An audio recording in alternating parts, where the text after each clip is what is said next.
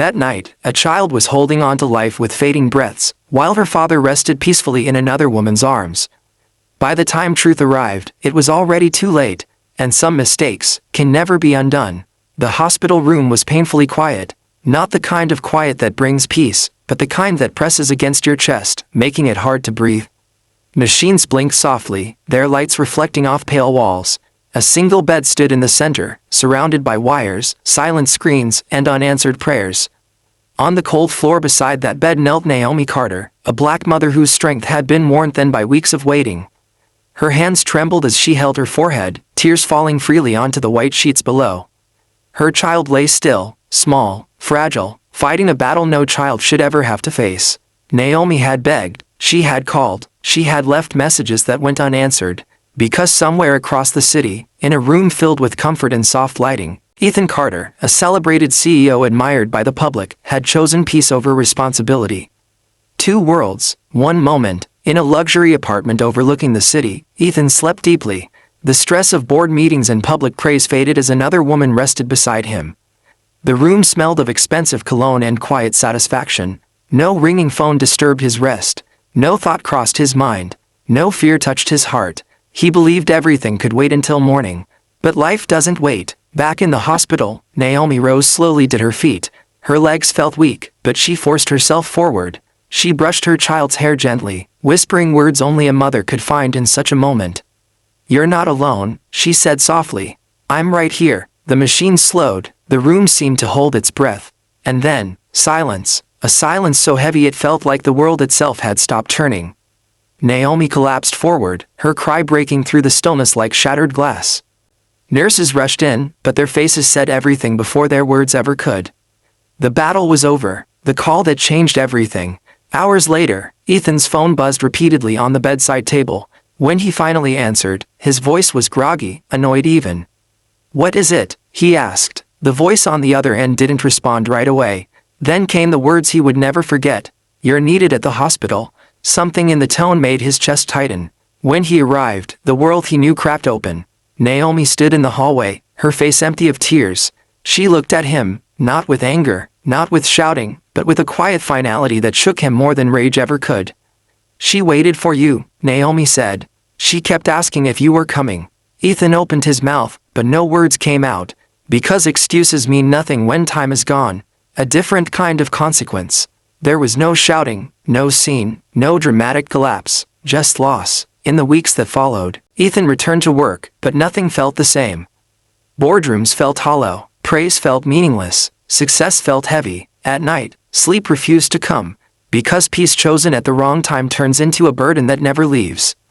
Naomi disappeared from the public eye. She didn't seek revenge, she didn't speak to reporters. She simply walked away, with her dignity, her grief, and a truth that would haunt Ethan forever. Months later, Ethan sat alone in his office long after everyone had gone home. The city lights outside reminded him of that night, the divide between warmth and cold, comfort and responsibility. He finally understood something no success had ever taught him. Being present matters more than being powerful. Love requires action, not excuses. But understanding came too late. Some choices don't punish us loudly. They punish us quietly, every day, for the rest of our lives. Because when comfort is chosen over responsibility, the cost is often paid by those who never deserved it. The world didn't stop after the loss. That was the cruelest part. The sun still rose, traffic still moved, people still laughed in places that felt unbearably distant. But for Naomi Carter, time had cracked into before and after, and nothing lived in between. She returned to the small apartment she once shared with Hope. The child's room remained untouched. Folded blankets, tiny shoes by the door, a stuffed toy resting exactly where it had been left. Naomi stood there for a long time, not crying. Because grief doesn't always scream. Sometimes it sits quietly, and waits. A mother's strength. Every night, Naomi replayed the same memory. The hospital lights, the slowing sound of machines, the unanswered calls. She never spoke Ethan's name out loud, not out of anger, but because saying it made the air too heavy to breathe. Friends urged her to talk, to heal, to forgive, but healing doesn't mean forgetting. And forgiveness doesn't mean excusing. Naomi chose something else. She chose purpose, a father surrounded by applause. Across the city, Ethan's life looked unchanged on the surface. His company thrived, his face appeared on screens. People called him inspiring, resilient, a visionary leader, but success couldn't drown out the silence waiting for him at home. He started waking up in the middle of the night, reaching for a sound that no longer existed. His phone stayed face down. He avoided mirrors, because mirrors ask questions, and Ethan didn't like the answers. The letter he never expected. One afternoon, a plain envelope appeared on Ethan's desk. No return address. Inside was a single page, written carefully, without anger. I don't want apologies. I don't want explanations. I want you to live knowing that presence matters more than promises. Some moments don't repeat. There was no signature. Ethan knew exactly who it was from. His hands shook, not from fear, but from truth. Naomi's quiet mission. Naomi began volunteering at a local center that supported families facing long hospital nights. She didn't tell her story. She simply sat with others in silence when words failed them. She held hands. She listened. She stayed. And in staying, she found something stronger than revenge. She found meaning. The pain never left, but it softened around the edges, shaped into something that helped others survive their darkest hours. Months turned into a year. Ethan donated money. He funded programs. He spoke about responsibility at conferences. But none of it erased the truth that followed him everywhere. He had been absent when he was needed most.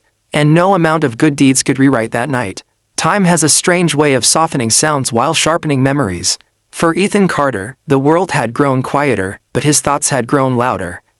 Every achievement felt hollow. Every applause reminded him of a moment when silence mattered more than praise. He stopped attending late-night events. He avoided celebrations. The version of himself the public admired no longer existed behind closed doors. Because grief doesn't always destroy a life. Sometimes it rearranges it. On a rainy afternoon, Ethan walked into the same community center Naomi had been quietly serving at for months. He hadn't known she would be there. He hadn't planned the meeting. But some meetings don't need planning. Naomi stood near a window, handing a warm drink to a tired mother. Her posture was calm, steady, strong in a way that comes only from surviving the unthinkable. When their eyes met, time paused. No anger, no accusations, just recognition. Ethan lowered his head first. I wasn't there, he said quietly.